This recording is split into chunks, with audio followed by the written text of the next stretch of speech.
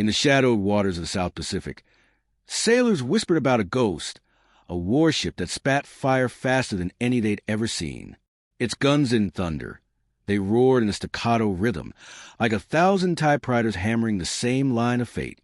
The Japanese called her the machine gun cruiser. The Americans called her Helena.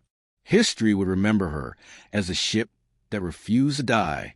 Her story began not amid explosions, but during the quiet desperation of the Great Depression. While men stood in bread lines, America's shipyards built symbols of hope from cold steel. At the Brooklyn Navy Yard in 1936, sparks showered the deckways as a keel of hull number 50 met the blocks. She would be named USS Helena, CL-50, a sleek new light cruiser of the St. Louis class. Fast, lean, and armed to the teeth, nobody on that winter morning could have imagined that this ship would one day rewrite the rules of naval warfare. Helena stretched 608 feet from bow to stern, her lines sharp as a blade. Beneath her decks, engineers installed 4 massive Parsons turbines and 8 boilers capable of driving her to over 32 knots. But what set her apart were her 15 6-inch Mark 16 guns, weapons that could fire with a speed the world had never seen. When all 5 triple turrets opened up, the sea itself trembled. In perfect conditions, Helena could hurl 150 shells a minute. She wasn't built merely to fight. She was built to overwhelm. Yet no amount of design could prepare her for what awaited at Pearl Harbor. On the quiet Sunday morning of December 7, 1941, Helena lay moored at berth 1010 beside the Minero Oglala. Her assigned spot had been meant for the battleship Pennsylvania, but a last-minute dry dock shuffle placed the smaller cruiser in harm's way. At 7:57 a.m., the first Japanese planes pierced the clouds over Oahu. Lieutenant Commander Shigeru Murata, believing he was diving on a battleship, released a Type 91 aerial torpedo. It knifed through the harbor's placid water and slammed into Helena amidships. The blast tore open her engineering spaces and knocked out power. Men were thrown against bulkheads. The lights went out. Steam hissed and fire roared. For a moment, it seemed the ship was finished. But within 2 minutes, 120 seconds that separated survival from oblivion, her forward diesel generator coughed to life. Power surged back to her anti-aircraft guns, and Helena began to shoot. Japanese pilots banking for another pass saw tracers rising from a ship they thought was already dead. They would never forget that sight. 40 of her crew lay dead. 100 more were wounded. Yet Helena refused to sink. As the attack faded, pumps battled flooding. Sailors patched ruptured plates with mattresses and prayer, and the ship that should have gone under stayed afloat. When reporters later wrote about the miracle ship of Pearl Harbor, they weren't exaggerating.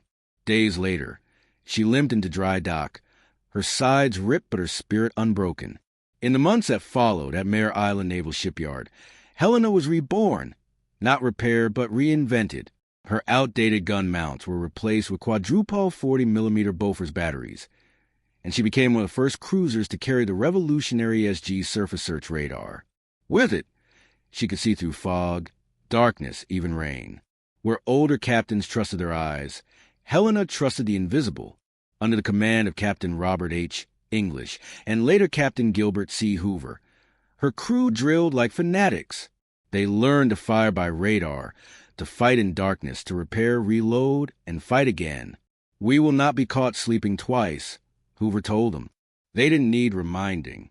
Every man aboard had seen what sleeping giants looked like when they woke up. By July 1942, Helena was back at sea. As she passed under the Golden Gate Bridge, her sailors lined the rails in silence, watching San Francisco fade astern. Ahead lay the Solomons and vengeance. The campaign for Guadalcanal was a nightmare of mud, jungle, and blood. Every night, Japanese destroyers, the infamous Tokyo Express, screamed down the slot, unloading troops and shells in equal measure. To stop them, Admiral Norman Scott formed Task Force 64 with Helena as its radar-equipped spearhead. Many older officers still clung to battleship tactics. Scott didn't. He understood the future would belong to whoever could see and strike first in the dark. On October 11, 1942, Helena's radar picked up enemy ships long before they knew they'd been found. a faint pulse at 27,700 yards. Within minutes, her gunners had bearings, ranges, and solutions. When permission to fire finally came, Helena unleashed hell. Her first salvo struck the Japanese cruiser Aoba, killing Rear Admiral Aratamo Goto before he even knew he was under attack. Then her shells walked across Furutaka's deck, detonating torpedoes and turning the sea into an inferno. In 14 minutes of chaos, Helena fired more than 1,400 rounds, her guns glowing cherry red, her decks covered in brass. The Battle of Cape Esperance became the U.S. Navy's first clear surface victory of the war. The legend of the machine gun cruiser was born, but war never gives trophies without a price. A month later, in the confused naval battle of Guadalcanal, Helena once again spotted the enemy first. 2 Japanese battleships and a swarm of destroyers. What followed was madness in the dark. Ships firing point blank, searchlights slicing through smoke, torpedoes crisscrossing like lightning under the sea. Helena's radar gave her eyes where others were blind. Her gun shredded the destroyer Akatsuki in seconds, igniting her so brightly that every American ship in range joined the slaughter. When dawn came, the Japanese battleship Hai was crippled and would soon sink. Helena had fired over 1,500 shells that night, more than any ship in the engagement, and lost only 1 man. For months afterward, she fought almost nightly around the Solomons, bombarding shore positions, dueling aircraft, and enduring the endless grind of tropical warfare.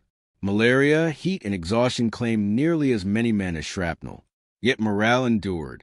Her crew made swing music on the deck, Helena's Hottentots they called themselves, and shared tins of Spam and coffee as black as engine oil. They fought, repaired, and fought again. You could hear her heartbeat, one gunner later said. She wanted to keep fighting. In mid-1943, Helena led bombardments of New Georgia in preparation for invasion. On the night of July 6th, under a bright full moon over Kula Gulf, she fired first and brightest.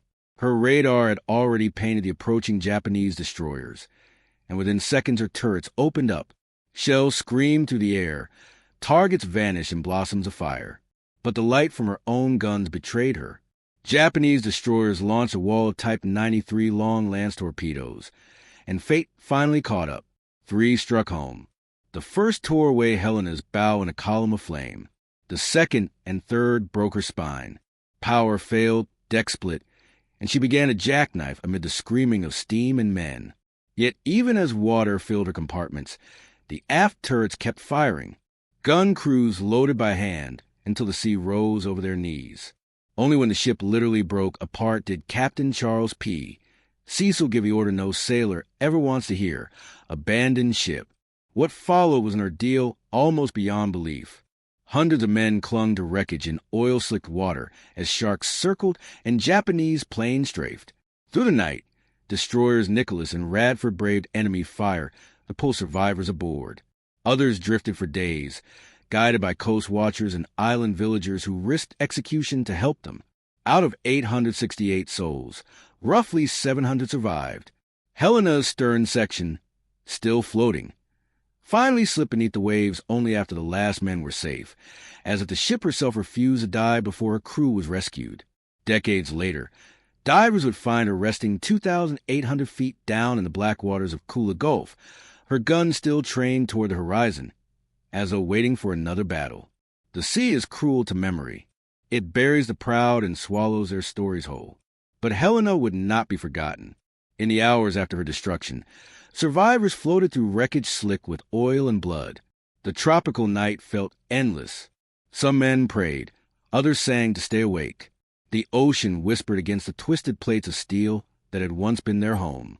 Lieutenant Commander John L. Chu, the senior surviving officer, gathered those who clung to the drifting stern section. Even broken, Helena still sheltered her men. Food lockers remained intact. A few watertight compartments kept the hull afloat. For a moment, she was half alive, a ghost ship protecting the living. Chu organized watches, rationed water, and kept discipline. "We'll get through this," he told them. Helena never quits. When dawn broke, Japanese float planes spotted survivors and attacked. Bullets ripped the sea. Men dug beneath twisted girders for cover. surfacing only when the planes turned away. Some were hit. Others simply disappeared beneath the foam. By nightfall, the ocean had claimed more of them, but help was coming from places they could not imagine. Far away on Vela La Vela, a small island hidden under jungle canopy, a Methodist missionary named Reverend A.W.E. Sylvester intercepted radio fragments from coast watchers who had seen the battle's flashes. He realized survivors must be adrift nearby. Working with native scouts, he organized canoes to search the Gulf by moonlight. They risked their lives. The island was crawling with Japanese patrols. But the Melanesian villagers paddled out anyway, guided by faith and starlight. When they reached the men, they whispered one word that sounded like salvation: America. Back in the fleet, Admiral Walden Ainsworth faced a tormenting decision. His destroyers Nicholas and Radford had already pulled more than 700 survivors from the sea, but radar showed enemy ships closing in. To stay meant losing every rescue ship. To leave meant abandoning those still alive. At 5 o'clock, with daylight rising and Japanese aircraft inbound, Ainsworth gave the order to withdraw. Nicholas's captain later wrote, "It was the hardest turn I ever made on a helm." For the next 2 days, the sea became a battlefield between endurance and despair. The floating stern of Helena slowly settled. Men shared canteens, sang hymns, told stories to fight off fear. When someone asked what the ship's motto had been, a bosun answered through cracked lips, "We keep shooting." That night, rescue finally returned. Under blackout conditions, the destroyers Nicholas, Jenkins, and the fast transports Dent and Waters slipped back into Kula Gulf. Using whaleboats and rubber rafts, sailors hauled the living from the wreckage. Sharks brushed against their legs. Japanese guns thundered from the coast. It was a race against dawn. By the time the first light touched the horizon, 165 more men had been pulled to safety. Behind them, Helena's remaining hull gave one last groan and sank quietly, as if she had waited until her final sailor was safe. 88 more survivors, however, had drifted toward enemy-held Vela La Vela. Guided by islanders and coast watchers, they trekked through jungle for a week, living on coconuts and rainwater. They hid under palm fronds when Japanese patrols passed and wrapped their rifles in banana leaves to silence the metal. On July 16th, American destroyers Taylor, Gwynn, Ralph Talbot, and Maury risked daylight to extract them. The rescue was a miracle pulled off under enemy guns. The last man climbed aboard just as Japanese shells began falling along the beach. Every survivor cheered, not for themselves, but for the ship that had kept them alive long enough to be saved. When news of Helena's loss reached the States, the reaction was a mixture of pride and heartbreak. Newspapers called her the ship that fired till she died. Families of the crew gathered in Montana, the state whose capital had given her name, to hold vigils. Letters from survivors trickled home months later, water-stained but full of quiet courage.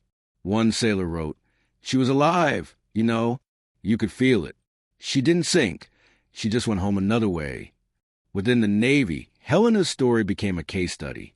Her radar-directed gunnery at Cape Esperance was analyzed in detail. Her use of flashless powder became standard practice. Engineers pored over the reports of her damage control teams at Pearl Harbor and Guadalcanal, rewriting manuals that would save lives on other ships. Tactics born in her gun turrets spread across the Pacific. In a very real sense, Helena continued to fight long after she was gone. In 1944, the Navy authorized a new light cruiser to bear her name, USS Helena, CL-113. She was larger, faster, more advanced, a tribute cast in steel. When she was launched, veterans of the original crew attended the ceremony. Many wore pieces of their old uniforms. Some walked with canes. All saluted as the champagne bottle shattered. The new Helena would serve in the closing months of World War II and later in Korea, carrying forward the legacy of her predecessor. Historians often call Helena the transition ship, the vessel that bridged the age of optical warfare and the dawn of electronic combat. Her SG radar marked a turning point. Before Helena, night battles were chaos, flashes, confusion, and accidental friendly fire. After Helena, radar became the fleet's eyes, allowing commanders to think in 3 dimensions: distance, bearing, time. Every destroyer that fought in the following year owed part of its survival to lessons learned from her decks. She also influenced human thinking. Her rapid-fire gunnery, made possible by meticulous crew training and mechanical loaders, forced Japan to rethink its assumptions about American cruisers. They had believed U.S. ships too slow, too cautious. Helena proved them wrong in the most violent way possible.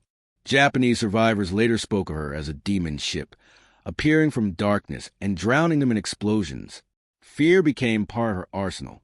Helena's crew came from every corner of America: farm boys from Iowa, machinists from Detroit, Navajo sailors who whisper code on the radio nets. Many had never seen an ocean before they boarded her, or forged them into something indestructible.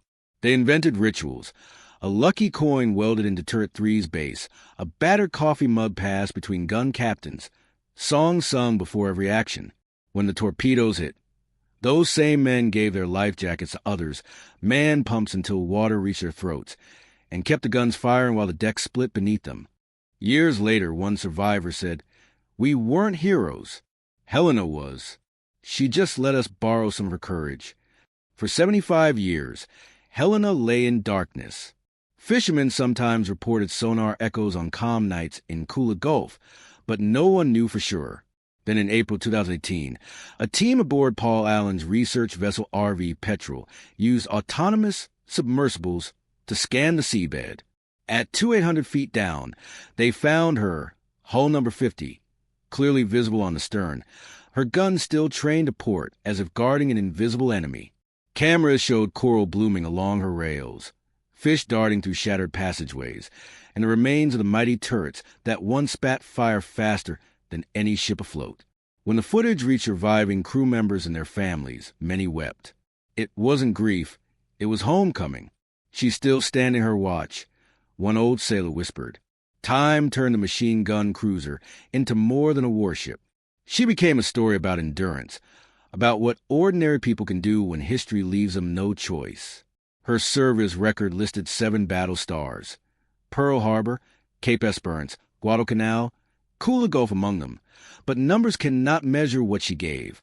Every star marked 1,000 acts of courage no medal could capture. In naval academies today, officers study her battles not just for tactics, but for leadership. In museums, her recovered bell rings on anniversaries of major Pacific engagements.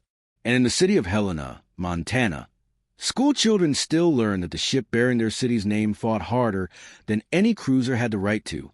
War is often described through victories and defeats, but Helena's legacy is measured in resilience.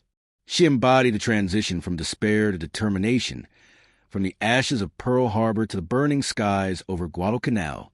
She showed that technology without heart is hollow, and that courage can make machines seem alive.